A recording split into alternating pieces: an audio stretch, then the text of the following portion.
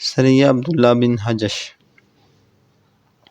اسی سال ماہ رجب میں سن 2 ہجری میں حضور صلی اللہ علیہ وسلم نے حضرت عبداللہ بن حجش رضی اللہ عنہ کو امیر لشکر بنا کر ان کی ماتحتی میں 8 یا 12 مہاجرین کا ایک جتھا روانہ فرمایا۔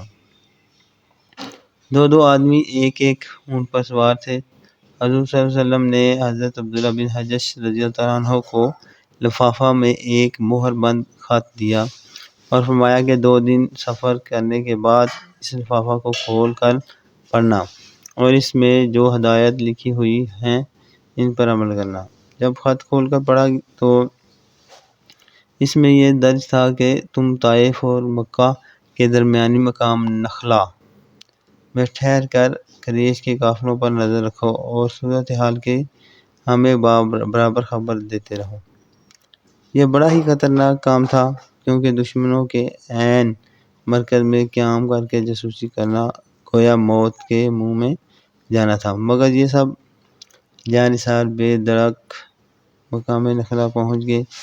عجیب اتفاق کہ رجب کی آخری تاریخ کو یہ لوگ نخلا میں پہنچے اور اس دن کفار قریش کا ایک تجارتی قافلہ آیا جس میں عمرو بن الحضرمی اور عبداللہ بن مغیرہ کے 2 لڑکے عثمان اور نوفل اور حکم بن کیسان وغیرہ تھے۔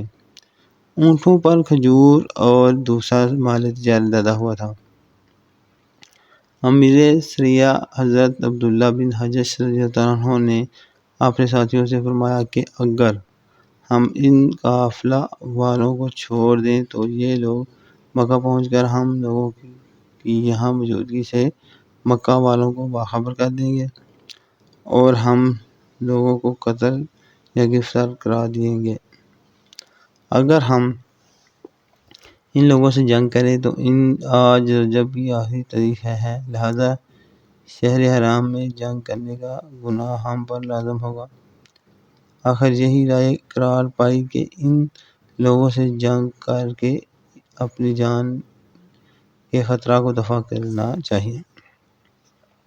چنانچہ حضرت واقد بن عبداللہ تمیمی رضی اللہ عنہ نے ایک ایسا طاق کر تیر مارا کہ وہ عمرو بن الحضرمی کو لگا اور وہ اسی تیر سے قتل ہو گیا۔ عثمان و حکم کو ان لوگوں نے گرفتار کر لیا۔ نوفل بھاگ نکلا۔ حضرت عبداللہ بن حجش رضی اللہ عنہ اونٹوں اور ان پر لدا ہوا مال و اسباب کو مال غنیمت بنا کر مدینہ لوٹ آئے اور حضور صلی اللہ علیہ وسلم کی خدمت میں اس مال غنیمت کا 5واں حصہ پیش کیا۔ جو لوگ قتل یا گرفتار ہوئے وہ بہت ہی معزز خاندان کے لوگ تھے۔ عمرو بن الحضرمی جو قتل ہوا عبداللہ حضرمی کا بیٹا تھا۔ عمرو بن الحضرمی پہلا کافر تھا جو مسلمانوں کے ہاتھ سے مارا گیا۔ جو لوگ گرفتار ہوئے یعنی عثمان اور حکم، ان میں سے عثمان تو مغیرہ کا پوتا تھا جو قریش کا ایک بہت بڑا رئیس شمار کیا جاتا تھا، اور حکم بن کیسان عمرو مخزومی کا آزاد کردہ غلام تھا۔